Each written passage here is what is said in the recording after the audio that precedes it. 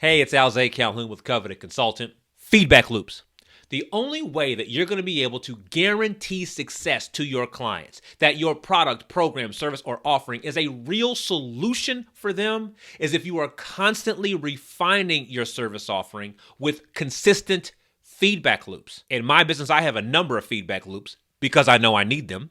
And today you're going to get a snapshot of what one of them feels like. Today you're going to hear from Elan. Elan is not only a client of mine, she's also a personal friend of mine, and she's been in the Coveted Consultant community for about 2 years. So she has a really good picture of what we do inside the community and also what I'm trying to do as a business owner and business advisor to my clients. As a viewer, I think this video has multiple layers of value for you.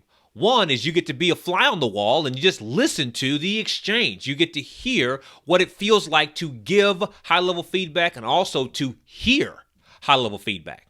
Two, you're going to get some examples of things I'm thinking about applying into my own business. Some of these things you can copy and paste and add into your own service offering.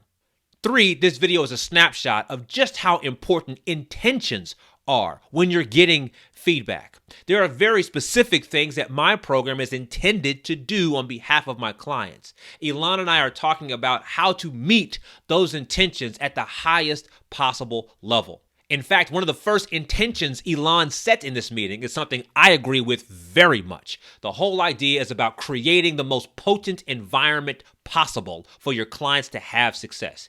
Hear what she has to say.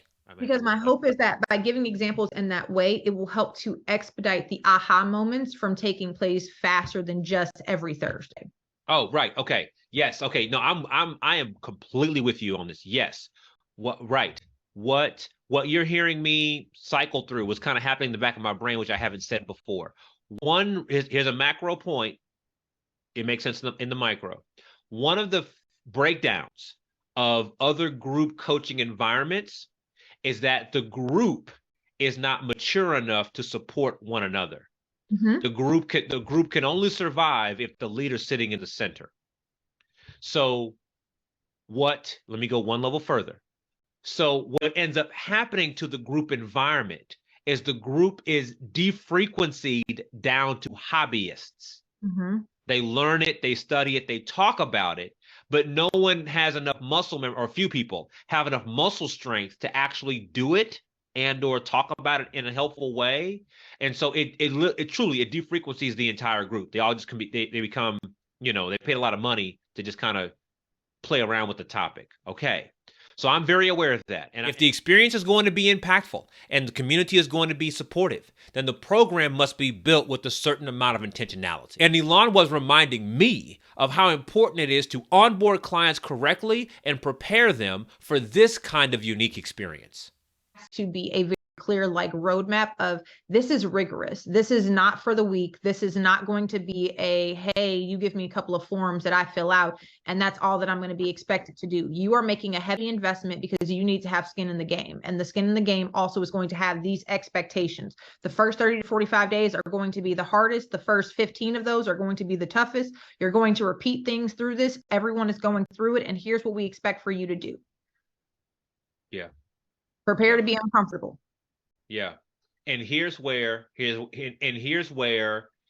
you get your support. So this is hard. Everything you said, this is hard. And here's how you can maximize your support.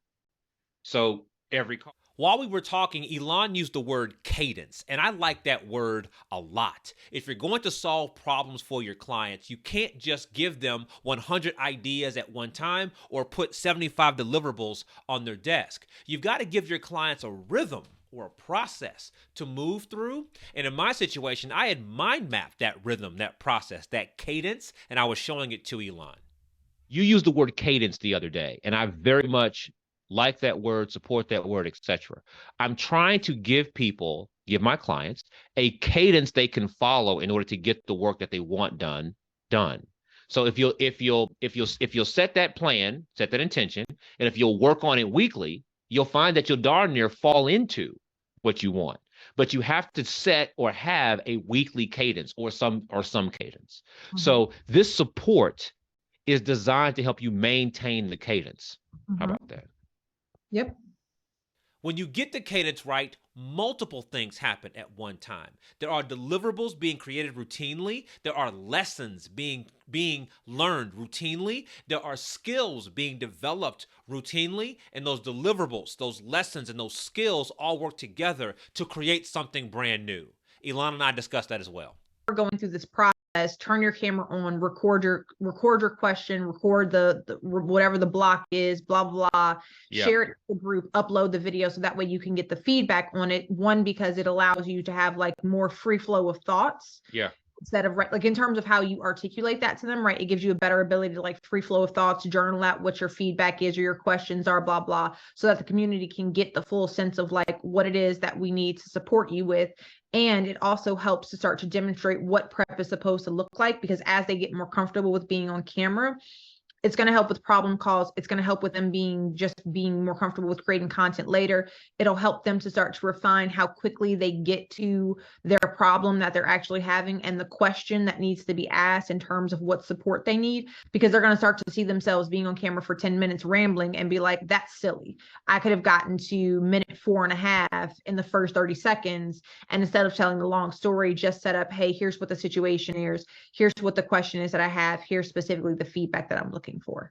Even with professional clientele and an elegantly designed service, delivering transformation is still hard. And one of the major things that makes it so hard is the constant friction between delivering tangible things for your clients, but then also solving for the intangible things that your clients are thinking. Fear, worry, concern, doubt are human things. We all experience them. In our community, we bucket those fears and worries as limiting beliefs. And the thing is, the bigger problems you solve, the more limiting beliefs you got to solve along with it. And Elon was reminding me of just how pervasive limiting beliefs can be, and the need for constant support, specifically in the area of managing fear, worry, concern, and doubt. So, I mean, that's part of what I'm trying to solve for, is allow the community to start to give that feedback, right? That feedback loop. And that's why I'm suggesting, the one thing I really liked about Circle was that we were able to create those various sections.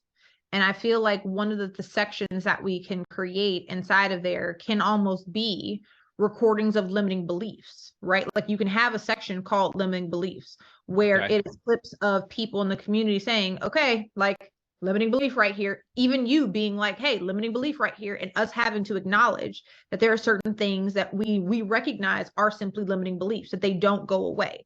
The fact that like we recognize that those are things that will never go away, that as you continue to refine and get bigger and your stage essentially grows, the limiting beliefs just simply grow as well, right? We can even have the stories of examples of like seeing a ghost and why that creates a limiting belief for you.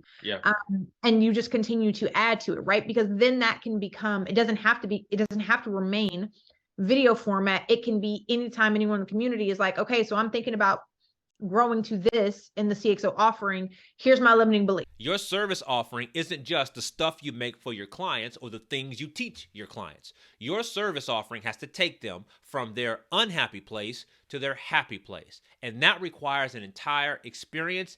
And inside that equation is some version of community. Whether it's you and your client having community, or whether it's your client amongst a cohort of 3,000 other people.